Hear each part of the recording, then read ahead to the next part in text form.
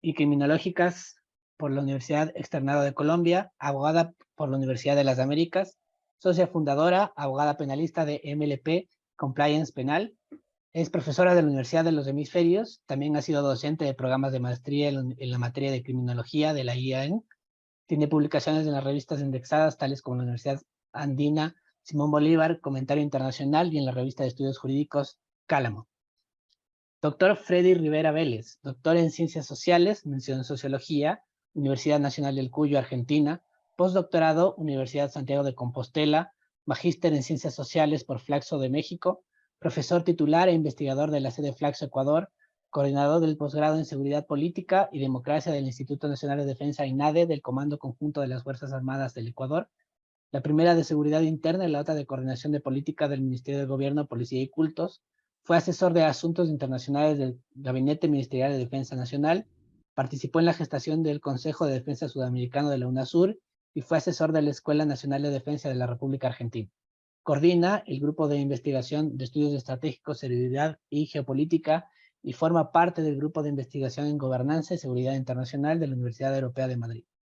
Coronel Ingeniero Mario Pazmiño Silva, magíster en Seguridad y Desarrollo, con mención en Gestión Pública y Gerencia Empresarial en el IAEN, ingeniero en Sistemas de Seguridad, consultor internacional de mediación y negociación en crisis del Tribunal Internacional de Conciliación y Arbitraje del Mercosur, y consultor internacional en Seguridad y Defensa, graduado del Centro de Estudios de Defensa Hemisféricos, especializaciones en geopolítica, inteligencia, contraterrorismo y crimen organizado transnacional, asesor internacional para América Latina del Security College US y miembro honorífico del Cuerpo de Oficiales de los Estados Unidos, presidente del Observatorio del Ciudadano de Control Electoral OCCE, presidente del Centro de Análisis de Investigación Internacional, representante por Ecuador del Grupo Americano de Pensamiento Estratégico, GRAPE, docente de posgrado en varias universidades, articulista y consultor por diferentes medios de comunicación nacional e internacionales, coautor de varios libros.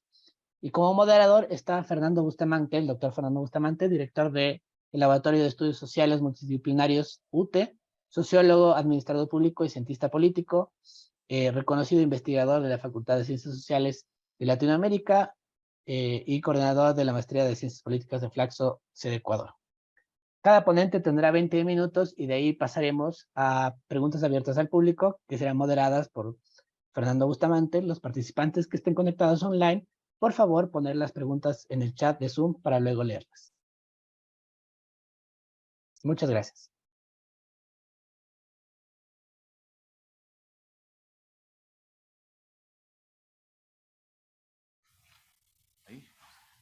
Muy buenos días. Unas pequeñas palabritas iniciales.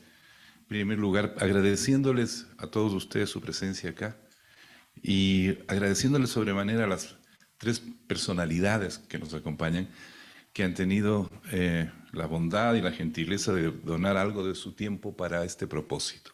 Solo unas pequeñas palabras respecto a la intención que hay detrás de aquí. Nosotros estamos en una campaña electoral. Y una campaña electoral un poco apresurada, un poco atarantada, los plazos son muy cortos, no estaba previsto, es la operación de este mecanismo tan sui generis de la Constitución ecuatoriana, que es la muerte cruzada. Pero nosotros queremos desde la universidad, y esto es una intención que compartimos con el rectorado, tratar de contribuir, aunque sea con un granito de arena, que el debate público que se va a realizar y que se está realizando en este periodo preelectoral tenga un poquito más de contenido, un poquito más de sustancia, que la opinión pública pueda tener elementos de juicio que de alguna manera permitan valorar, al menos en uno de los temas importantes que están en juego en la campaña, que permita valorar las propuestas de los candidatos. Por cierto, aquí no estamos en plan de recomendar tal o cual candidatura.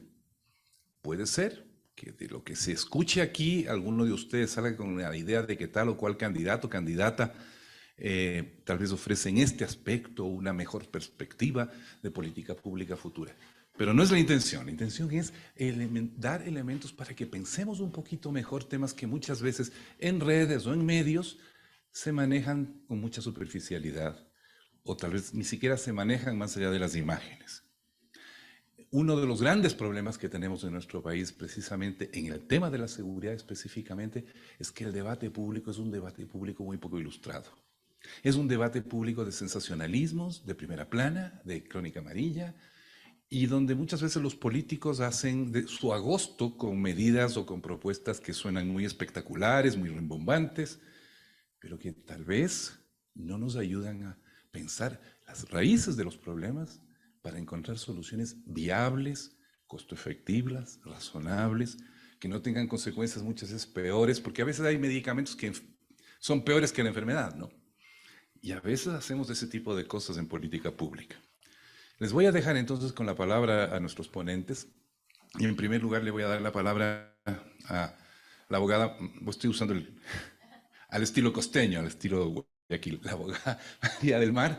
Le voy a dar la palabra y el micrófono y le dejo a ella con ustedes. Al final yo voy a tratar de hacer una pequeña síntesis de lo que hemos escuchado aquí, ¿de acuerdo?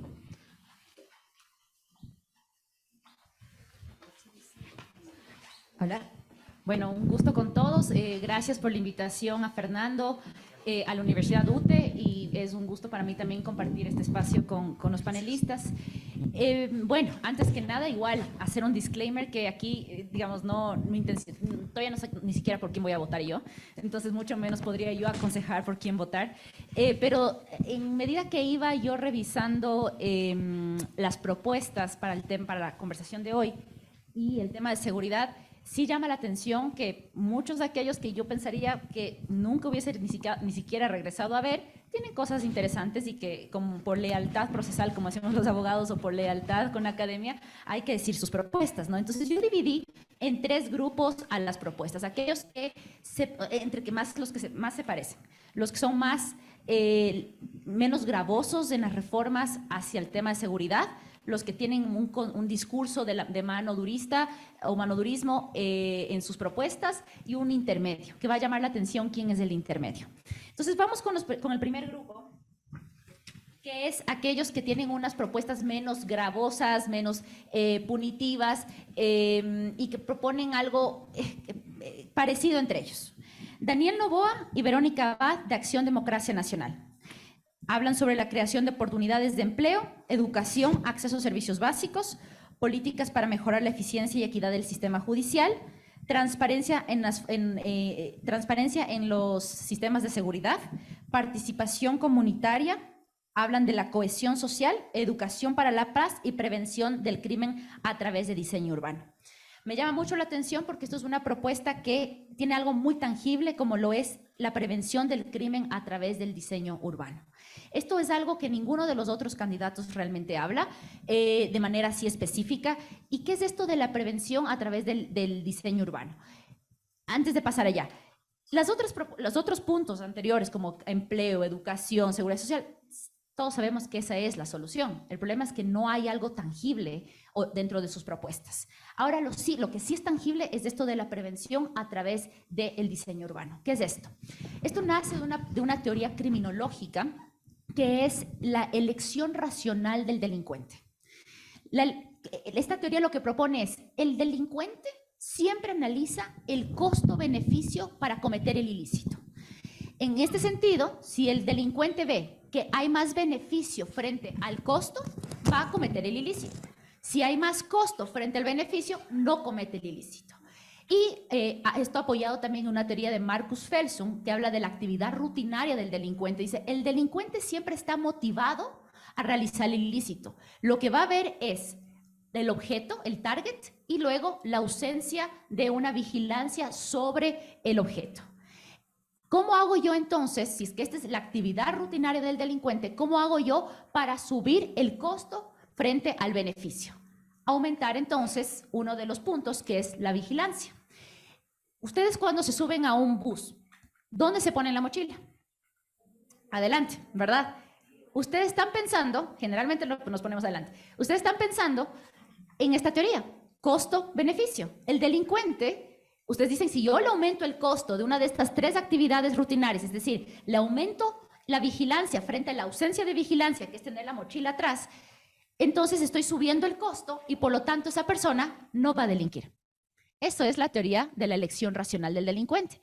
Entonces, dicho esto, si es que nosotros cambiamos la situación a través de la planificación urbana, entonces vamos a aumentar este costo para evitar que exista la ausencia de vigilancia. Para mí esta es una de las propuestas más tangibles que puede existir, sobre todo por el corto tiempo que tienen los candidatos, que si no me equivoco no es más de 1 año y medio. Y por lo tanto, esto es tangible y esto es atractivo además para el votante, porque ustedes van a ver entonces cambios a nivel urbano que van a disminuir ciertos ilícitos. Lo cierto es que esto no va a disminuir crimen organizado, no va a disminuir delitos de corrupción, delitos de cuello blanco, no, pero sí van a disminuir esos delitos que nos han quitado la calidad de vida. Entonces, para mí me parece que esto es una propuesta que es interesante por parte de este binomio, y también ellos hablan sobre la reforma al COIP. El COIP es nuestro Código Orgánico Integral Penal, nuestra norma penal, y habla de 2 puntos importantes. Potenciar la mejor. Primero, soy enemiga de las reformas normativas. Siempre tenemos en este último año como unas 5 reformas a nuestro COIP, y eso no significa que ha mejorado en nada nuestro sistema judicial, no significa que ha mejorado o disminuido los índices de violencia, y mucho menos la percepción del ciudadano frente a la violencia que estamos viviendo. Entonces, para mí, hablar de reformas siempre es un red flag y decir, bueno, esperemos porque eso suena bonito, pero ¿qué tan positivo es? Sin embargo, él propone 2 cosas interesantes. Ellos proponen 2 cosas interesantes. Potenciar la mejora de los programas que norman y regulan las medidas alternativas a la prisión preventiva. 70% de nuestras personas privadas de libertad son personas que no tienen una sentencia todavía. Es decir, son personas que todavía son inocentes, sino que el sistema los ha enviado porque en teoría tendrían un riesgo de no comparecer al proceso. Entonces son personas que podríamos, liberándoles a ellos con medidas alternativas a la prisión preventiva, mejorar el hacinamiento penitenciario y tal vez evitar tantas masacres, o al menos menos víctimas en las 8 masacres que hemos tenido en los últimos tiempos. Y esto es interesante, fomentar la consolidación fomentar la consolidación de penas alternativas para delitos no violentos. En el Ecuador, todo tipo de delito es sancionado con pena privativa de libertad, ¿sí? Pero hay delitos que no deberían ser necesariamente tener una sanción de una pena privativa de libertad. Por ejemplo, los delitos culposos. Los delitos culposos, en palabras sencillas, es, por poner un ejemplo, un médico que no hizo el análisis correcto para poner la anestesia a un paciente. ¿Él merece una pena? Sí, porque tal vez faltó a su deber objetivo del cuidado, habría que analizar, pero digamos que sí tuvo responsabilidad y faltó al deber objetivo del cuidado. Ese médico, ¿es racional que vaya preso 5 años, 3 años? ¿O es mejor ponerle una alternativa a la prisión para que justamente se rehabilite de otra manera?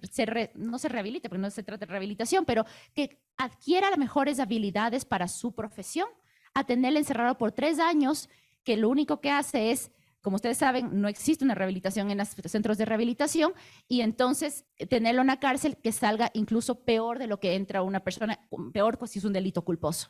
Yo creo que sí son alternativas que deberíamos ver y que Daniel Noboa y Verónica Abad lo proponen. Luego, Yacu Pérez y Nori Pirela, de Alianza Claro, propone algo interesante, que es conocer el diagnóstico. Siempre digo, para nosotros saber cómo enfrentar la criminalidad, requerimos saber el diagnóstico. Si a todos aquí les duele, si a las 3 personas, a los 3 chicos de acá adelante les duele la cabeza, al señor porque está con sueño, al señor porque tiene estrés y al señor porque tiene alergia a la cebolla, en un momento les puedo poner a los 3 aspirina o Finalín, pero les va a servir por un momentito, es placebo, pero no les va a servir, les va a curar del dolor de cabeza, porque cada uno tiene su propio tratamiento. Lo mismo pasa con la delincuencia. Tenemos como ecuatorianos y como país, y la academia y estos espacios sirven para eso, conocer el por qué las personas cometen ilícitos, porque si no, el tratamiento, solo cárcel, no es la solución, y lo hemos venido viendo. Más reformas, lo repito, reformas del COIP, más cárceles, que algunos de los candidatos proponen incluso construir más cárceles. ¿Es la solución? No, no es la solución, porque necesitamos conocer el diagnóstico, y eso me parece interesante del binomio de Yacu Pérez. También habla de un plan integral antidelincuencial. que lo que busca es integrar políticas criminológicas e interdisciplinarias. Creo que eso es un gran punto del programa o del plan de gobierno de Yacu Pérez. Busca promover la creación y fortalecimiento de las capacidades comunitarias para otro tipo de riesgos como seguridad ambiental, resiliencia alimentaria, lo mezcla en una sola. Él habla sobre una política de combate a la violencia de género, implementación de la ley orgánica para prevención y erradicar la violencia de género. Para mí ahí hay un red flag porque ya tenemos leyes de erradicar la violencia. Creo que lo que hay que hacer es poner en práctica y mejorar el sistema de justicia, no reformar leyes. Habla de una unidad de complementariedad campo-ciudad para cambiar la cultura de consumo. Esto es interesante. Hay otra teoría criminológica que habla de por qué los delincuentes cometen ilícitos, ¿no? La presión anómica. Esta presión anómica significa que culturalmente, peor ahora en un mundo globalizado como el que vivimos, se nos impone ciertas metas económicas y hay un culto desmedido hacia lo económico y a cosas que son fuera de nuestra cultura propia. Entonces la presión anómica dice, el problema es que todos queremos alcanzar eso, pero el problema radica en que no todos tenemos los mismos medios para llegar a eso. Y ahí es cuando, por la falta de oportunidades, algunos que igual quieren llegar a esos fines culturalmente establecidos, no pueden llegar de las maneras ilícitas y es así como buscan vías fáciles para llegar a esos fines culturalmente establecidos.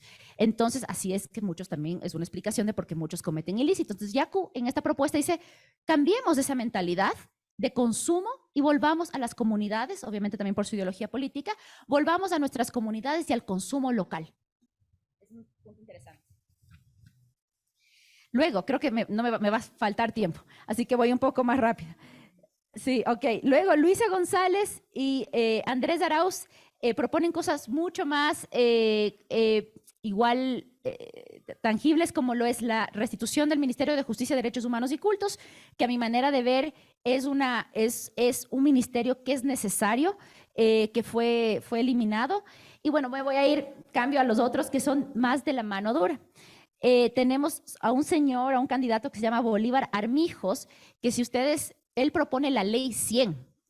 Las personas que cometan ilícitos como homicidios o asesinatos deben ir 100 años a la cárcel.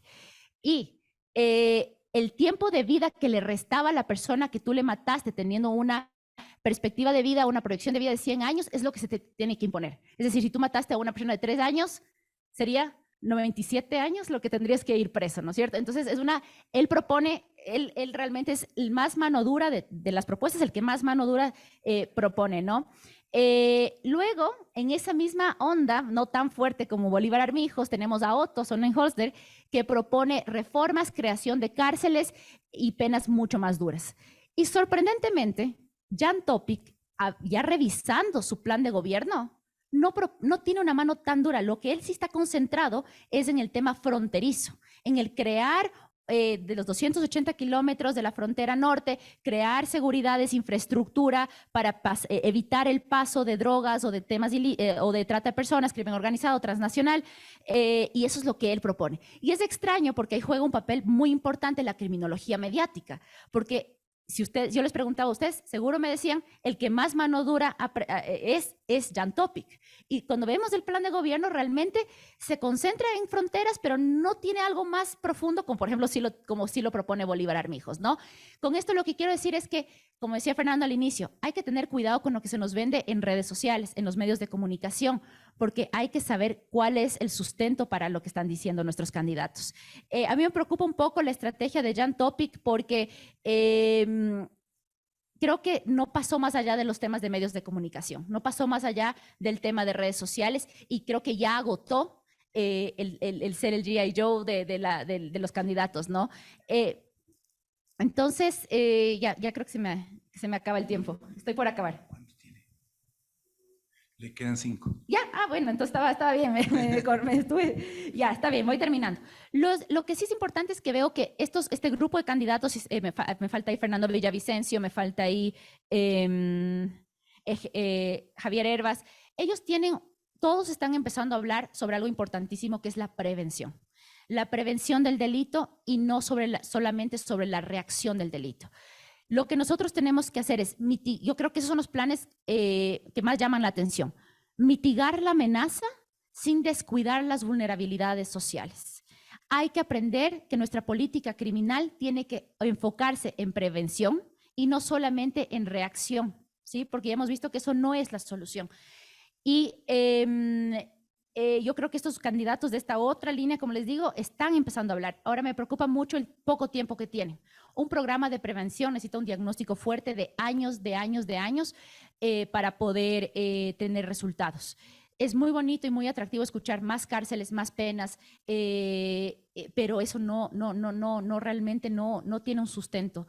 Veamos Estados Unidos, por ejemplo, los estados en los que han quitado la pena de muerte y los que han mantenido la pena de muerte, no ha existido una variación en la delincuencia. Significa que el manodurismo no es necesariamente una solución a nuestros problemas de inseguridad. Hay que ver temas de equidad social, de oportunidades que llevarán su tiempo, pero estas elecciones son una oportunidad para no equivocarnos nuevamente.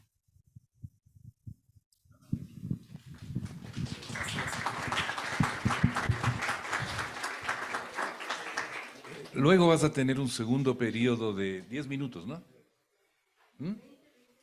20, vas a tener un segundo periodo de 20. No, a ver, perdón, no. No, pero el segundo turno. No hay segundo turno. ¿No alcanzas? No hay. Ya, ok. Ok, correcto. Coronel, tiene la palabra. No sé si tenemos una presentación que los pasé, si la podemos. Ok, correcto. Está correcta. También voy a tratar de hacerlo desde acá, mucho mejor. Gracias, primero a Fernando, por la gentileza de esta invitación a los señores panelistas y a las personas presentes. Yo quiero partir desde otro enfoque de análisis. Primero, quiero ver cuál es el problema nacional y en base a eso, las propuestas que presentan cada uno de los candidatos. Pásele, por favor. ¿Le pasa o le paso yo desde acá? Ya le paso. Esperemos un ratito que no me quiere pasar.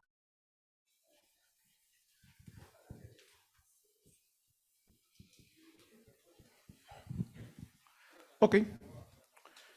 Dos son los problemas o los dos son los potenciadores que tiene el país y que ningún gobierno hasta la presente fecha ha podido solucionarlos.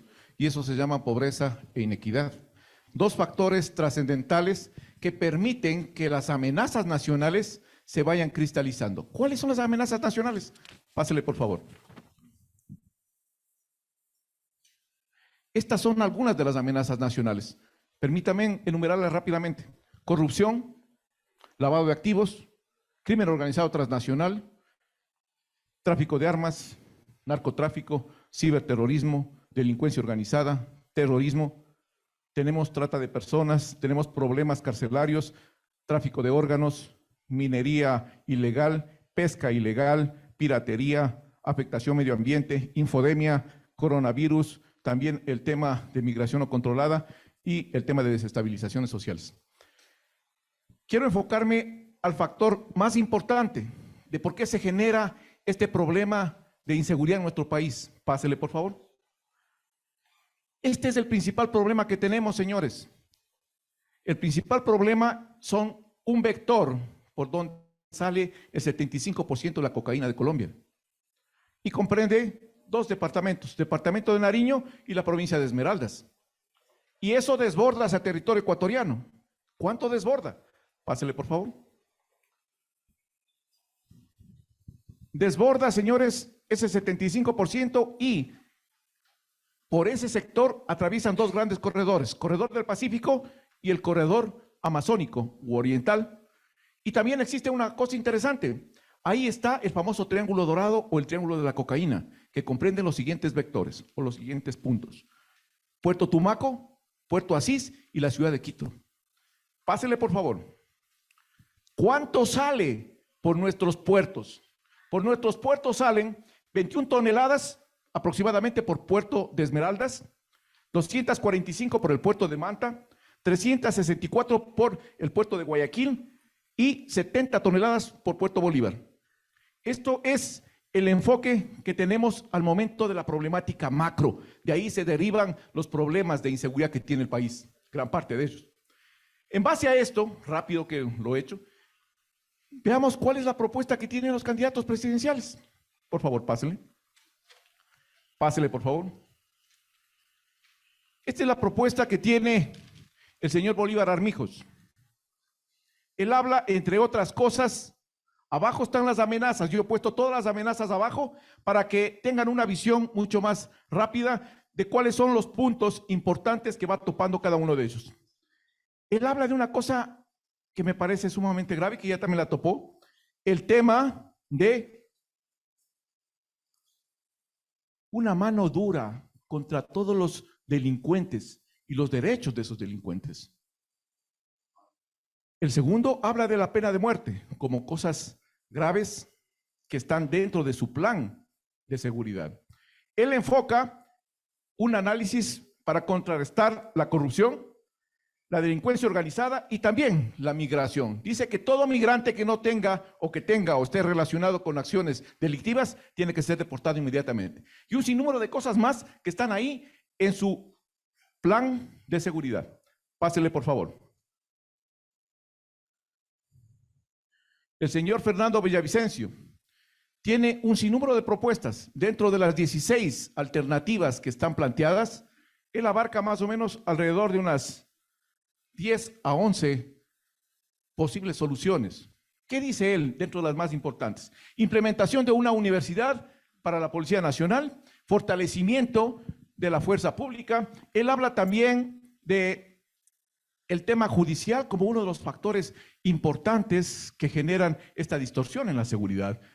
Habla también sobre el tema de crear, o más bien dicho, restablecer algunas leyes, la ley de extinción de dominio, la ley de Fuerzas Armadas, la ley de inteligencia, como algunos elementos. Se concentra específicamente en los siguientes puntos: el tema de corrupción, el tema de lavado de activos, el tema de narcotráfico, el tema de terrorismo internacional, el cual pide cooperación internacional, el tema de delincuencia organizada. Habla sobre la justicia y que dice que es necesario realizar una reforma integral de la misma.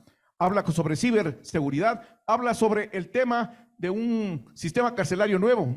Tomo las palabras que les dijo anteriormente con relación a que quería crear o quiere crear una cárcel en la selva ecuatoriana y según las descripciones, pues hacia la zona de la Amazonía. Habla también sobre el tema de derechos, minería ilegal y también sobre explotación de ciertos recursos naturales que tienen que ser inmediatamente pues combatidos con fuerza. Pásele al siguiente, por favor. Ya Topic centra su atención, como dijo anteriormente la panelista, pues en 3 puntos fundamentales. Él quiere control de fronteras, combate al narcotráfico en base a interdicción terrestre, naval, aérea, marítima y incremento de tecnología. Tiene también dentro de su proyecto el equipar a la fuerza pública con tecnología de punta para poder hacer frente a este sinnúmero de amenazas. Se concentra específicamente en combate a la delincuencia, terrorismo, la situación de derechos de las personas y también habla sobre el tema carcelario como uno de los principales problemas que tiene el país. Pásele, por favor. Luisa González habla sobre un sinnúmero de aspectos y dentro de ellos la reinstitucionalización del país mediante un proceso de constituyente participativo. O sea, la solución está en una constituyente. Aquí es necesario analizar esta situación, porque están considerándose que esta alternativa es parte del esquema de seguridad. Reducir la impunidad, fortalecer el sistema de justicia y penitenciario, fortalecer el sistema de ECU 911. Habla también sobre recuperar la gratuidad en el ingreso a las Fuerzas Armadas y Policía Nacional. Habla de fortalecer y crear unidades especiales sobre el lavado de activos y el establecer programas de reinserción y rehabilitación social como parte de su esquema en general. Pásele, por favor. El candidato Daniel Noboa tiene un tema interesante, y el tema interesante es que trata de unir dos conceptos, seguridad y desarrollo, como parte de lo que se necesita dentro del país. Implementación de programas de vigilancia ciudadana, habla también sobre el tema de fortalecimiento de las fuerzas de control y del orden público, habla también sobre un sistema judicial y procesal que tiene que hacerse una transformación en este ámbito. Pásele, por favor. El señor Otto Sonnerhöhle tiene una orientación en su diferente planteamiento de seguridad hacia lo que es la corrupción, para combatir la corrupción en base a un fortalecimiento de las capacidades de las Fuerzas Armadas, Policía Nacional, combate a lo que es el narcotráfico, a lo que es el crimen organizado transnacional, la delincuencia organizada, el terrorismo. Habla sobre jueces y fiscales sin rostro como una alternativa. Habla también sobre una ley especial de ciberseguridad. Habla sobre las cárceles, que tienen que haber ciertas distinciones y modificaciones y fortalecimiento de las mismas. Y habla sobre el tema migratorio también como un elemento importante. Pásele, por favor. El señor Hervas tiene una propuesta muy interesante. Él habla sobre un intercambio de información a nivel internacional que le permita al Estado ecuatoriano contar con las herramientas necesarias para poder combatir el crimen organizado transnacional. Me parece interesante. Por otro lado, habla sobre la conformación de una fuerza de tarea en la frontera norte, una fuerza de tarea conjunta que permita, pues, materializar ese control en la frontera y evitar que exista ese desbordamiento. Habla también sobre jueces y fiscales sin rostro para poder combatir delitos como violaciones, el narcotráfico, crimen organizado, etc. Habla sobre un aspecto que me parece interesante y que este país no lo tiene. El COSEPE es una organización que está funcionando, pero no funciona como debería hacerlo. Él propone que desde el primer día esta organización, el Consejo de Seguridad Pública del Estado, va a sesionar en forma permanente, porque la situación que vive el país amerita ese tipo de acción. Por lo tanto, este sería un organismo que estaría en actividad eficiente y permanente. Estas son algunas de las propuestas del señor Javier Hervas. Por favor, de Yacu Pérez. Habla de desarrollo de seguridad humana mediante el fortalecimiento de las capacidades comunitarias, política de combate frontal a la violencia de género. Habla sobre la restitución de los territorios ancestrales que el Estado ecuatoriano afectó a las comunidades indígenas. Esto está metido dentro del esquema de seguridad. No sé en qué puede esto aportar al tema de seguridad. Mejorar las capacidades operativas del ECU 911, reingeniería del sistema carcelario. En definitiva, el señor Yacu Pérez apunta su esquema de seguridad hacia las siguientes amenazas: crimen organizado, delincuencia organizada, hacia lo que es el tema carcelario, hacia los derechos de las personas y también hacia el tema migratorio. Pásele, por favor. En definitiva, señores, con respecto al tiempo, tenemos que todos los candidatos enfocan su accionar en 5 amenazas puntuales. La primera, casi todos hablan de lo que es crimen organizado transnacional y cómo combatirlo, o cómo deberíamos combatirlo. El segundo, hablamos del narcotráfico. El tercero, de los problemas que tenemos en el sistema carcelario. El cuarto, hablamos sobre la violencia y la delincuencia organizada. Y no como amenaza, sino como un problema estructural, el tema judicial. ¿Dónde está el problema central, señores? El problema central radica en lo siguiente, que estas son propuestas populistas. Son propuestas de tarima, que llamo yo. Son propuestas que la mayoría de ellas no va a poder centrarse, no va a poder realizarse. ¿Por qué? El espacio de tiempo es muy corto. Los recursos casi no tenemos. Y este tipo de implementaciones que se tienen que realizar o se quieren realizar, no es que se lo van a hacer de un día a otro. Esto implica un sinnúmero de acciones. Por lo tanto, el tiempo, los recursos que tienen y los proyectos que tienen planteados no van a poder materializarse. Algunos de ellos sí plantean cosas concretas sobre cómo combatir algunas amenazas y las más importantes. Pero la decisión es de los ecuatorianos. Muchísimas gracias por su atención.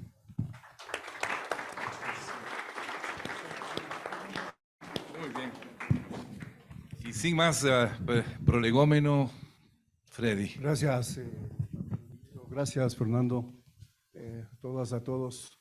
Un gusto estar acá, a los tiempos que vengo a esta universidad, a los años diría yo, a charla. Tres cosas básicas antes de empezar. Quien habla al último tiene una ventaja y una limitación. La limitación es, ya se dijo mucho de lo que se ha mencionado. ¿Cuál es la ventaja? Está vinculada con la innovación, que se puede decir cosas diferentes, de una manera también diferente. A ver, lo primero es decirles a todas y todos que este país carece de profesionales, con excepciones como María del Mar, expertas en criminología. Este país no cuenta a nivel de posgrado ni a nivel de con instancias universitarias y técnicas de criminología. No existe. En otros países hay doctorados, en España, en fin, y pregrado. No existe acá. Hay intentos de la policía y de otros lados, se ponen como moda, digamos, la materia, pero no existe. Esta es una disciplina, interdisciplina científica recontra compleja. Así que muy bien que la invitación que nos ha hecho hoy día para aclarar ciertas cosas. El segundo ejercicio que voy a hacer rápido con las 8 personas, candidata y 7 candidatos, es, les hice en términos abstractos la misma pregunta que les hago a mis estudiantes cuando les digo, háganme un ensayo propositivo. No me pongan deber ser, quiero análisis profundo, integral. El deber ser es, quiero hacer esto, quiero hacer lo otro, quiero hacer aquello. Okay, cuando alguien me pone, quiero hacer esto, quiero hacer aquello, le digo, ¿cómo? ¿Cuándo? ¿Por qué? Y si tienes un poco de neuronas, ¿cuánto cuesta eso en términos de tiempo? ¿Sí? El mismo ejercicio para las personas que han presentado sus programas en el área, obviamente, de seguridad. Y aquí hay unas cosas maravillosas que les voy a mencionar y que le he puesto el título de demagogia y, ni me acuerdo cómo le puse, demagogia y lugares comunes. ¿Cuáles son los lugares comunes? Los que ya se han presentado en este momento. Lugares comunes de hace, por lo menos en mi caso, 40 años que llevo en esta cosa, es seguridad y desarrollo. No hay seguridad sin desarrollo y no hay desarrollo sin seguridad. ¡Bravo! ¡Qué bestia! Eso les enseñan en las escuelas militares como el coronel hace 30 años en la escuela. El mismo Ban Ki-moon el año 94 dijo, no hay seguridad sin desarrollo. ¡Wow! Perfecto. El problema es que esa fórmula ya caduca, que va a cumplir casi medio siglo, no da cuenta de las realidades recontra complejas que tenemos hoy en día en este país. Si uno revisa entonces, por ejemplo, los campos conceptuales, ideológicos, políticos, y básicamente en este caso que van a ser campos discursivos de lo que la gente propone para algo, en este caso los partidos, los movimientos, ¿no es cierto? Muchos de ellos que son perfectas organizaciones de alquiler mafiosa, eso hay que tener clarito, gente que no tiene la capacidad de representación, pero alquila su partido, su movimiento en el cantón, en la parroquia, porque necesita sobrevivir para, obviamente, lavar plata y al mismo tiempo recibir los dineritos del Consejo Nacional Electoral. Eso es parte del diagnóstico. Entonces, si uno revisa, por ejemplo, cosas como todos van a hablar de justicia, de política integral, de seguridad y orden, de desarrollo, de democracia participativa, ¿no es cierto?, de incremento de la participación económica. Esos son lo que yo llamo los lugares comunes. con diferencias del caso. Unos van a, por ejemplo, como en el papel es bueno porque acepta todo el papel, ¿no es cierto? Por ejemplo, Yago Pérez va a hablar de, es el único que casi habla de inteligencia estratégica, poquísimo, lo menciona. Es el único que dice sobre políticas efectivas para combatir el femicidio, o sea, ¿no es cierto?, de lo macro a lo micro. Muy bien, cuando uno hace ese tipo de preguntas, como a los estudiantes que yo les digo, después les digo qué es lo que no puedes hacer, o no quieres hacer. Y ahí uno contrarresta, ¿no es cierto?, el deber ser, que llamo yo, que es todas las propuestas que hemos analizado ahora, la misma Constitución, es maravilla, vivimos en un país lindísimo. ¿Se cumple eso? No, no se cumple. No se cumple. Y entonces aquí viene la contradicción fuerte entre el deber ser y la realidad existente. ¿Y qué es lo que la realidad existente? Independientemente de los candidatos, todos van a decir que vamos a modificar la justicia para la seguridad, paz y el orden. ¿En base de qué? Luisa González va a decir que en base de 12 justicias. ¿Qué demonios es eso? Cuando uno entra ¿no es cierto?, al análisis pormenorizado, no encuentra mayor cosa. Son cosas declarativas. El papel aguanta, por supuesto, absolutamente. Daniel Noboa va a hablar de 4 ejes estratégicos, ¿no es cierto? Pero si uno va revisando poco a poco lo que se presenta como deber ser, que llamo yo, Jan Topic, seguridad para la nación, no sé de cuál nación está hablando. Él todavía no recibió, y a pesar de que tiene posgrado, no recibió una clasecita en donde se les dice el Estado no es igual que la nación. No es lo mismo. Bueno, no importa, el papel aguanta todo, ¿no es cierto? No pasa el mínimo examen epistemológico básico de alumno de tercer, cuarto año de universidad. Bolívar Armijos, el puño del pueblo. ¡Wow!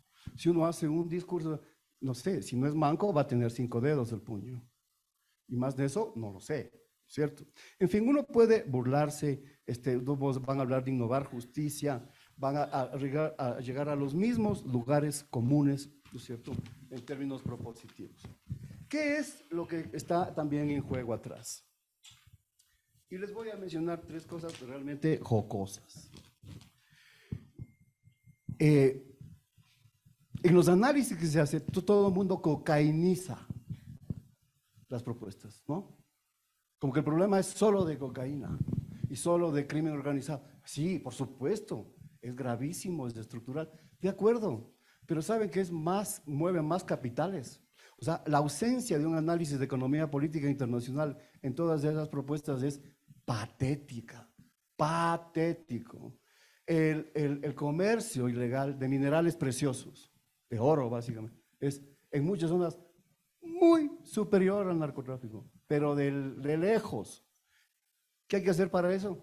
Obviamente ninguna propuesta está ahí, porque tampoco les enseñan eso en las academias militares y policiales, es un poquito de análisis de economía política internacional, ¿no es cierto? Los mercados emergentes de oro, de piedras preciosas, tienen una integración potencial y peligrosísima para el Estado. Hace un rato también hay en el país no hay escuelas de criminología, no existe, no existe. Son aventuras las reformas, porque tanto las Fuerzas Armadas y la Policía Nacional tienen el síndrome de la cueva. Hacia sí mismo, se reforman hacia sí mismo. No hay una rendición de cuentas claras afuera, me refiero a las cuentas no económicas, de gestión. Si uno revisa las doctrinas militares, seguimos hace 30 años atrás. Bueno, entonces, se menciona también, casi no hay frontera sur. Para los analistas no hay frontera sur. No existe. Todo es el norte, todo es cocainizado, la frontera norte, etcétera, etcétera, etcétera. Sí, de acuerdo. ¿Saben qué es a veces más peligroso en términos de infiltración? La frontera sur. La frontera sur. La frontera sur nuestra está plagada de, no tanto de cocaína, de minerales lavados que generan altísimos capitales. Eso, el diagnóstico mínimo, básico, tampoco les enseñan eso en las escuelas militares, no se preocupen. La inteligencia estratégica es carente de acá. más allá de la racionalidad técnica y los datos. Al mencionar esto, entonces estoy mencionando que los buenos diagnósticos, que son integrales y que tienen perspectivas, son fundamentales para tener, obviamente, una propuesta, una capacidad de armar agendas. Cuando uno hace un análisis de esto que les acabo de decir, de las propuestas de la candidata y los candidatos en este rato, lo que uno encuentra son puro lugar común, puros lugares comunes, que no, obviamente, digamos, debido al apuro, las fechas que les han tenido que presentar, lo más probable es que a sus equipos de trabajo les hayan contratado para que presenten todo esto. ¿Por qué? Porque el papel aguanta absolutamente todo en términos demagógicos. Ahora bien, ¿cuáles son, desde mi perspectiva, lo que no se dice, las realidades contundentes? Si uno revisa el índice GTOC, y aquí voy a hablar un poquito técnico, ¿cierto? El país está con 6.25 puntos de criminalidad, digamos, estamos de 193 países en el puesto 31. Así de simple. Y aquí no es una cuestión de prensa, esto se mide técnicamente con enfoques multidisciplinarios, no discursivos, no bajando la cabeza diciendo al jefe está bien cuando saben que eso no es así. Un pequeñito ejercicio de economía política les va a dar unas cifras impresionantes, más allá del eterno cuento sobre el lavado, que es, por supuesto, una realidad dura, pero hay otras mucho más posibilidades. Nosotros estamos en el 10º puesto de 35 países de América y ocupamos el 6º de América del Sur. ¿En qué? En criminalidad compleja. No estoy hablando de seguridad ciudadana, no estoy hablando de convivencia normal, no, de criminalidad compleja que requiere necesariamente un ejercicio académico, hasta un poquito matemático para decir, estas son las realidades que están sucediendo acá y no otras, que van más allá del discurso, que van más allá de la presentación cotidiana, mucho más allá. Se requiere también por parte, hemos hecho algunos de esos esfuerzos, de un ejercicio de la academia. Intervienen otro tipo de disciplinas, se emplea matemática, se emplea prospectiva. Los abogados aquí, con perdón, tienen muy poco que decir, no se contribuye absolutamente nada. Bueno, si les digo que Esmeraldas, por ejemplo, es la tercera ciudad más violenta del mundo, ustedes dirían, wow, sí, así es. Depende el indicador que uno utilice para medir. No es lo mismo medir con una cifra que con otra metodología. Y eso es gravísimo para el país. En el índice de paz global, por ejemplo, que son 163 los medidos, nosotros tenemos la bicoca, pasamos del 73 al 94. Y mientras tanto, ustedes ven en la prensa, tienen que visitar el Ecuador, país de paz. Mentira, falso, eso no existe. Entonces, lo que se vende ahí es bueno. Y cuando uno analiza lo que yo llamo realidades contundentes, el Ministerio del Interior, Gobierno, que algunos hemos tenido porque hemos pasado, Fernando, por ahí, sabemos que eso es treparse en una hamaca, ¿no es cierto?, de acuerdo al presupuesto y a la voluntad del partido político de turno. Eso realmente es una veleta. Hoy estamos con nuevamente esos dos ministerios. Pero, ¿qué es lo curioso? Que lo escuchaba viendo yo al señor policía, que decía, ya mismo vamos a llegar al techo del problema. O sea, quiere decir que si ahorita estamos con un índice de asesinatos, creo que estamos por el 29, o sea, tenemos que llegar a la devastación total para que se aplane la curva en economía y de ahí bajar. Bueno, estupideces de esas, la prensa aguanta y reproduce todo, ¿no es cierto? Pero no importa. Es incapaz, por supuesto, de rebajar los incrementos de homicidios. ¿Cuáles son, desde un poco de vista, complejizo un poco esto? No solo son la presentación de los datos, la gravedad. Cuando uno dice, ¿qué tiene que ver el crimen con la economía? Mucho, pero muchísimo con la economía política, porque tiene que ver con el turismo, con la producción, con el ambiente, con las exportaciones. O sea, ¿cuánto nos cuesta? Y esa pregunta no pueden contestar porque es fácil presentar una diatriba medio populista. Es ¿Cuánto le cuesta al país la afectación para su sistema productivo del crimen organizado transnacional? En México diríamos un chingo de dinero, pero no hay esos cálculos, ¿no es cierto? No hay estos cálculos. ¿Por qué no los hacen? Pues porque la gente está destinada a reproducir viejas escuelas doctrinarias de seguridad nacional, absolutamente caducas en este momento, en este tiempo. Aparecen entonces las cárceles como figura discursiva. Las cárceles, pues claro, es un tremendo problema. Pero las cárceles son el punto de organización del crimen organizado hacia adentro. ¿Por qué? Porque tenemos unas autoridades absolutamente corruptas. Se minimiza entonces la capacidad criminal de segmentos de la justicia. ¿Y saben qué es lo peor? Que el Ecuador, nosotros estamos metidos, como país me refiero, en un complejo de interdependencia muy compleja del crimen transnacional organizado. Altísimo. Los indicadores para eso se los construye de distinta manera. No se los construye con repeticiones discursivas, es una cosa bastante científica. Hay que desnaturalizar lo que se viene haciendo, y me estoy metiendo en el deber ser ahorita, que a veces tú sabes de odio perfecto. La tan cacareada entonces fórmula seguridad y desarrollo que ustedes van a encontrar, no hay graduación militar o policial que encuentren la tan cacareada. Más seguridad, mayor desarrollo. Es al revés. No se les cambia el chip a estos manes. Más de 4 décadas. Es por una simple razón, por el hermetismo, el congelamiento que tienen respecto a otro tipo de realidades. Quiero acabar con 3 cosas importantísimas. La una es, ¿qué pasa cuando uno pregunta, por ejemplo, cuál es la perspectiva del país en términos de crimen organizado transnacional? Me estoy refiriendo a aplicando fórmulas científicas. No discursos. No me interesa en este momento la reforma jurídica legal, porque ese deber ser es enorme. Acciones concretas, directas, que no se las hacen. Un seguimiento específico, por ejemplo, al Ministerio de Minas. ¿No? ¿Por qué?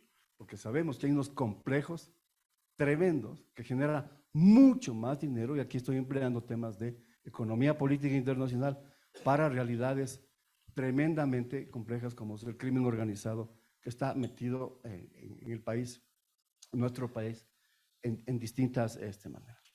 Finalmente, porque no quiero ser más uso del tiempo, que llamar la atención, la manera como se aborda y los lugares comunes que seguimos repitiendo como gallina de corral sobre los mismos lugares. Vamos a seguir hablando, y los militares activos y retirados son expertos en eso. Nos van a seguir cacareando el tema de a más seguridad, mayor desarrollo. Y a más desarrollo, más seguridad. Cuentos, narices, esa fórmula no existe para el año 2023. No existe. Hay que repensar un montón de cosas, y por supuesto eso implica una reforma muy radical para incluso las presentaciones que hemos visto modificar. Cambiar el chip, por supuesto que cuesta, ¿no es cierto? En fin, uno puede hablar sobre varias medidas que se podrían generar, ¿no es cierto? Digamos, con recomendaciones de política pública. Y simplemente, yo voy rapidísimo porque ya no creo que tengo tiempo, hay que regresar al monitoreo de cultivos de frontera. No se hacen, ya no se hacen. La pregunta es ¿por qué no se hacen? ¿Desde cuándo no se hacen? ¿Y quién tuvo la medida política de no generar? Ya no. Es que no tenemos avión, es que no tenemos helicóptero. Mangos, no se hace monitoreo. Y entonces incumplimos muchos acuerdos internacionales, sobre todo el de Viena, sobre el monitoreo de cultivos. No tenemos eso, creo que es desde el 2008, no recuerdo bien. Por ende, eso también, y verán que estoy hablando ahorita en el deber ser, que a veces odio, tú conoces, Fernando. El deber ser no es el imaginario, son medidas concretas. Medidas y políticas coherentes en cooperación internacional. Claro, uno puede pedir ayuda, asesoramiento técnico científico. No tenemos controles sobre la inteligencia estratégica, si es que la hay. No existe en tu país.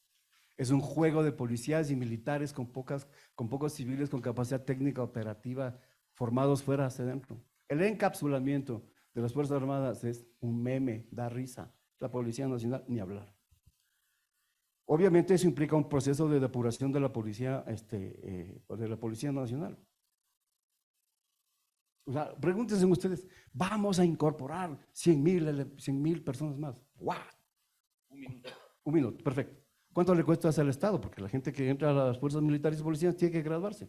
Por cierto, son los mejor pagados, casi los mejor pagados de América Latina, ¿no? Activos y retirados. Un médico cirujano creo que gana 2.400 y un coronel en retiro, digamos, casi como $3.500. Depuración radical de justicia. Verán que estoy entrando en las medidas, en el deber ser, cómo se aborda. Reforma orgánica de la Policía Nacional. A lo mejor no será de pensar en una policía militar depurada. O sea, simplemente son eso. Obviamente con capacidad de investigación criminal. Y aquí hay un enorme reto para diseñar nuevas metodologías de medición, planificación y proyección para afrontar el crimen organizado transnacional. Y esto implica no pasar por la academia militar, pues. Implica que se aprenda economía política internacional, sistemas de medición, ¿no es cierto?, satelital, reformas de pensum, eso no lo quieren hacer. Eso es hacia adentro, digamos. Bueno, y finalmente, no quiero alargar, son equipos, como se ha hecho en otros países, contratación mediante depuración, normalmente la fórmula es 1/4, 2/4, 2/4 de afuera, 1/4 de adentro, me refiero a la composición técnica profesional de gente que depure, investiga y diga, esta es la problemática en términos de crimen organizado transnacional. No es un asunto geopolítico, olvídense en esas fórmulas ya tan caducas, de los años 70, 80. Es mucho más complejo que eso, porque el crimen organizado transnacional es de una capacidad de resiliencia y potencia fenomenal, que supera todas, y en este país sobre todo, las escasas reformas que se hacen en las escuelas militares y policiales, porque varios de esos segmentos son ya parte de ese problema. Hasta ahí, Fernando. Muchas gracias.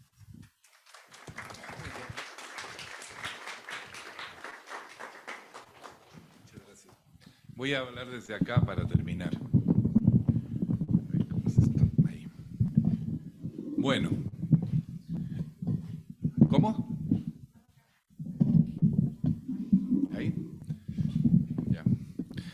Bueno, tengo unos minutos también que me asignaron. Me dicen que no va a haber tiempo para una segunda vuelta que yo creí que teníamos. Perdón por el error. Parece que estamos bien acotados. Siempre el enemigo principal, la amenaza principal a la seguridad de un taller, seminario, conferencia, es el tiempo. No. Pero quisiera primeramente agradecerles a los ponentes su tiempo y su trabajo intelectual. Tenemos la esperanza, les anticipé previamente, de poder sacar de aquí algún tipo de publicación de la cual seríamos, en fin, coautores, ¿no? Yo voy a hacer un transcript y luego voy a proponer un texto para que ustedes me lo aprueben, pero rápido. No pasar por el sistema académico de revisión de pares y ediciones, porque esto lo queremos hacer que influya un poquito en el debate y en la discusión, o por lo menos que haya gente que pueda leer esto, escuchar esto y pensar un poco. Porque la idea es de que frente a las urnas pensemos. Y como dice Freddy muy bien, más allá de los lugares comunes y más allá de la demagogia, ¿no? Y es el problema, y voy a empezar por el final, por lo que decía Freddy, ¿no? ¿Por qué es que tal vez uno sería comprensivo, diríamos que no han tenido tiempo para organizar sus proyectos o sus planteamientos? Precisamente es por la ausencia de partidos políticos, de agrupaciones políticas estables y permanentes que hagan ese trabajo. ¿Qué es lo que ocurre, al menos en las democracias más asentadas? Existen los partidos. Y esos partidos tienen equipos técnicos y tienen debates internos permanentes. Cuando viene una elección, esos programas, proyectos, plataformas, propuestas están ahí. Y el candidato o la candidata simplemente plantean lo que ha sido el trabajo que históricamente ha venido acumulando un partido que además tiene equipos técnicos permanentes. ¿Se dan cuenta? Entonces, lo que nos pasa ahora, este problema que detecta Freddy, ¿no? Tal vez tiene que llevarnos a una reflexión más profunda. ¿Por qué tenemos que improvisar en cada elección? ¿Por qué cada comicio hay que empezar de cero? Y además, no ha habido diálogo, no han estado conversando. Bueno, creo que el señor Topic le apoya al Partido Social Cristiano. Ok, ¿dónde están los equipos técnicos del Partido Social Cristiano que han estado discutiendo, peleándose, debatiendo con los equipos técnicos de la izquierda democrática, en fin? Primera cosa que quiero ver, un problema de nuestra democracia electoral, ¿no? Y eso es un asunto que deberíamos pensar cómo solucionar y cómo enfrentar. Pero quiero referirme a otros puntos que estoy recogiendo de manera relativamente improvisada de lo que se ha dicho. ¿Qué ha hecho María del Mar? Les voy a sintetizar un poco y voy a sugerir algunas reflexiones a partir de eso. Ella ha clasificado las propuestas de los candidatos, de acuerdo, y me va a perdonar si me equivoco, y puede hacer un gesto diciendo que estás mal, estás perdidísimo, pero voy a intentarlo, de acuerdo a una dimensión, que es el carácter más o menos punitivo de la propuesta, ¿no? Y con algunas sorpresitas, ¿no? O sea, en nuestro imaginario, en nuestros prejuicios, pensábamos que teníamos unos candidatos más punitivos. Me los reclasificó, me cambió un poco el esquema, ¿no? Pero hay, aparte de este tema de lo punitivo, que nos debe llevar a pensar por qué es importante. ¿Qué se juega en que algo sea más o menos punitivo? ¿Por qué nos importa? Primero. Segundo, planteo al menos dos teorías de la criminalidad que son interesantes y que yo les sugeriría reflexiones sobre esto. La teoría de la decisión racional. O sea, y es importante el aporte que hace, porque nosotros estamos acostumbrados a esta idea un poco mediática, un poco amarillista, del delincuente como un sujeto salido del Averno, ¿no? Como un ser que es la representación del mal mismo, que actúa movido por, no sé qué, por la bestialidad, por el instinto, por una malevolencia intrínseca. Pero fíjense lo que nos está diciendo María del Mar, que es importantísimo que reflexión. El delincuente es un ser racional. Es un ser que calcula, igual que un empresario, igual que un político. Lo que no quiero decir que políticos y empresarios sean delincuentes, pero algunos lo son, ¿no? Pero es importantísimo hacer esa reflexión. Salir de esa topología un poco, digamos, de novela negra, ¿no es cierto? De esta fuerza que sale de una especie de alcantarilla apestosa a azufre, ¿no? Que es el delincuente, y decir, no, es un ser humano como nosotros, enfrentado a determinado conjunto de incentivos y conjunto de condiciones. Y a lo mejor el cambio no viene por el lado de una transformación de la naturaleza humana, que damos por sentada, calculadora racional, que busca sus ventajas, evita sus desventajas, pero que si nosotros le ponemos los incentivos correctos a la gente, a lo mejor podríamos tener algunos resultados. Un ejemplo clásico es el incentivo a participar en el narcotráfico. ¿Qué es lo que hace el narcotráfico tan potente, tan imparable?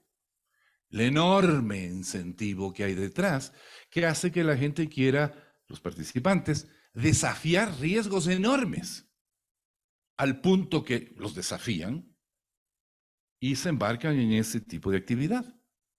¿No será que los incentivos están mal? ¿Por qué es que el beneficio esperado es tan enorme frente al costo de oportunidad de no hacerlo o frente a los peligros que representa, por ejemplo, la represión del Estado? Es muy importante ese enfoque. Y creo que el otro enfoque también muy interesante, aunque en sociología es un clásico, tal vez en criminología no, es esto del incentivo anómico, que es una fórmula muy simple.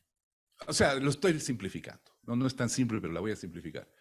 La sociedad te pone unos objetivos y no te da los medios. ¿Qué haces? Utilizas medios ilícitos, porque los objetivos son tan importantes.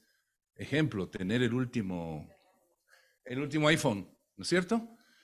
Todo el mundo en el barrio tiene el último iPhone y yo no tengo ni trabajo, ¿no? Esa es una teoría que también se usa mucho. Y en ese sentido, y me van a perdonar si por ahí no es mi intención hacer propaganda a nadie, lo que plantea el candidato Pérez nos debe llevar a pensar, ¿no? Este tema de la sociedad de consumo, de la sociedad que vuelca a la gente hacia objetivos tan obsesivos que todo lo demás se olvida. También hay otro punto que está en este programa, insisto, no es promoción, es simplemente porque ella lo señaló. el tema de la reconstitución de la comunidad. Yo sospecho, y quisiera entender que no nos está diciendo que todos nos vayamos a vivir a Salasaca, ¿no? O a vivir en Colta. No me parece que esa sería la idea, me parece lejos de ello. Pero sí esta idea de que la comunidad es un espacio en el cual hay herramientas de manejo de la desviación social que las sociedades de masas anónimas no tienen. El problema de la desintegración del tejido social es un problema que confrontan casi todas las sociedades en estadio de modernización tardía o de posmodernización. Y esto está en discusión, esto es un debate. Muchos sostienen que gran parte de los problemas de violencia, por ejemplo, lo que pasa en algunos países europeos de este rato, tiene que ver precisamente con la destrucción de la comunidad, de la familia, de los lazos de integración social, un tema que los conservadores han planteado históricamente, pero que creo que puede ser retomado desde otras perspectivas ideológicas. Y termino hablando un poco de, no sé si entienden entonces, ¿qué hizo María Dalman? Nos planteó dos esquemas teóricos muy interesantes de reflexionar de manera más profunda y a preguntarles a los candidatos, a ver, profundíceme esto, estoy totalmente de acuerdo. Está muy lindo las proclamaciones, pero a ver, ¿cómo lo va a hacer y qué implica en la práctica?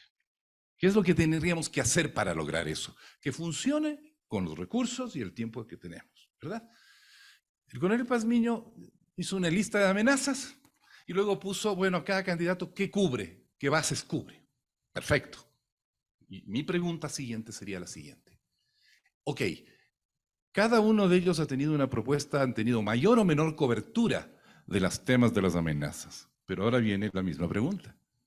¿Y estas propuestas, aparte de dirigirse al problema, hacen sentido? ¿Son eficaces? ¿Obtienen lo que piensan obtener? ¿Logran dar en el blanco? Porque no basta con decir, miren, hay un problema y aquí yo tengo un remedio. En la Edad Media, ¿no es cierto? Para todo lo que uno se enfermaba era sangrías. ¿Saben lo que es una sangría? ¿Ah? Las sanguijuelas. Para todito, sanguijuelas. ¿No? Con suerte unos baños fríos y cataplasmas. Para todo. Ustedes saben cómo les iba a los pobres pacientes con eso, ¿no es cierto? Si no los mataba la enfermedad, los mataba la sangría. ¿No? No basta decir, hay un problema, hay una solución. Hay que establecer una reflexión informada, con evidencia, sobre qué pasa si yo aplico tal cosa, qué pasa si yo aplico tal otro. Hay que estar muy atento a una cosa que se llama consecuencias no anticipadas y externalidades. ¿Qué es una consecuencia no anticipada? Una consecuencia, un efecto secundario que yo no había previsto cuando apliqué la medida. ¿Cierto? Pasa mucho en medicina. Efectos secundarios se llama en medicina. Y externalidades, efectos que se vuelcan sobre terceros, que no tienen nada que ver en el asunto, ¿no? Estamos llenos de políticas públicas que tienen consecuencias no anticipadas y que tienen externalidades. Y a veces las externalidades y las consecuencias son peores que el mal que se quiere resolver. Ese tipo de reflexiones yo creo que es el siguiente paso. Ok, candidato fulanito de tal, ¿no es cierto? Usted dice que el problema es el mal diseño de las ciudades, ¿no? Y estoy de acuerdo que hay muchos factores de urbanismo son pertinentes al tema de la seguridad, ¿no? Casi nadie lo dice, ¿no? Pero entonces, de acuerdo, hay que cambiar el diseño de las ciudades. A ver, ¿qué es lo que va a hacer concretamente para mejorar la seguridad de las ciudades? Yo, por ejemplo, conozco de una medida que es un clásico, mejor iluminación de los espacios públicos, ¿no? Por lo mismo que el síndrome de la mochila en la parte de adelante, la iluminación la iluminación es fíjese que es un disuasivo, no total, no del todo, pero ayuda, ¿no? Y así hay muchas cosas. Por ejemplo, Jane Jacobs y Richard Sennett, que han hecho estudios sobre esto, han demostrado que en las grandes ciudades norteamericanas el diseño mismo de los barrios tiene un enorme impacto en la seguridad, ¿no? De cómo está. Lo peor que le puede pasar es una ciudad hecha de viaductos y de grandes pasos a desnivel y carreteras, falta de espacios públicos de intimidad, ¿no? O sea, espacios anonimizados, ¿no? ¿Verdad? El anonimato, por ejemplo, es uno de los grandes peligros para la seguridad, ¿sabían ustedes? Donde uno sabe quién es la persona con que está interactuando, hay una serie de mecanismos psicosociales y antropológicos que se movilizan para inhibir la agresión. Ejemplos. Pero es bueno que digamos, ¿qué les vamos a preguntar a los candidatos? Yo creo que nos han dado una grandes cantidad de opciones acá, ¿no es cierto? Lo de la lucha, la batalla de Freddy Rivera contra los lugares comunes, yo me sumo. Creo que sí, tenemos muchos lugares comunes y no nos preguntamos. Y voy a terminar, por ejemplo, con el típico lugar común al que atacó Freddy. Pobreza y delincuencia. Solamente una reflexión. ¿Ustedes estarían de acuerdo que la corrupción de los empresarios, de los políticos, es delincuencia? ¿Sí? ¿Y se trata de gente pobre? No, ¿verdad? Muchas veces es gente que ya es rica. ¿Cuál es la relación entonces? No hay ningún estudio que yo conozca, ningún metaestudio que haya demostrado que hay alguna correlación entre indicadores de pobreza y delincuencia. Sutilmente yo sospecho que hay un intento de criminalizar al pobre, de hacer sospechoso al pobre. Si la pobreza es causa de la delincuencia, entonces todo pobre es sospechoso, ¿no? Esa es pero gran cantidad de políticas y propuestas, como dice Freddy, han sido planteadas precisamente con esa idea en la cabeza.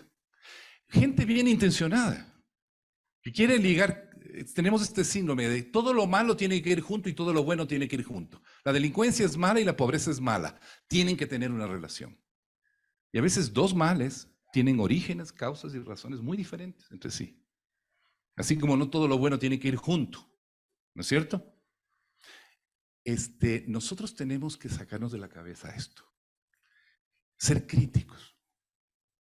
Y luego, sobre la base de un conocimiento real de lo que pasa, de las causas verdaderas de los problemas, hacer propuestas que sirvan de algo. ¿No? O sea, no sanguijuelas, no sangrías, no cataplasmas, que a veces matan al paciente más rápido que el virus. Les quiero agradecer una vez más por las muchas ideas interesantes que han planteado y que nos han dado, pero siempre hay que pensar en los planteamientos como materia prima, como alimento del alma y del espíritu para nuestra propia reflexión, para nuestras propias preguntas, para nuestras propias inquisiciones. Yo he tratado de hacerles honor haciendo mis reflexiones en base a lo que ustedes han dicho y una vez más mi gratitud. Ojalá podamos nosotros llevar este debate a esta campaña, para dignificarla, para enriquecerla, para hacerla menos penosa y menos lamentable que lo que han terminado siendo las campañas electorales en este país y en muchos otros, ¿no? Porque no es un problema solo nuestro, ¿no? Les agradezco su presencia, que les vaya muy lindo. Ojalá que estos materiales sirvan para que su debate, su conversación sea mejor y también para que cuando vayan a votar tengan algunos elementos para hacer una decisión un poquito más racional, ¿sí? Muchas gracias y buenas tardes.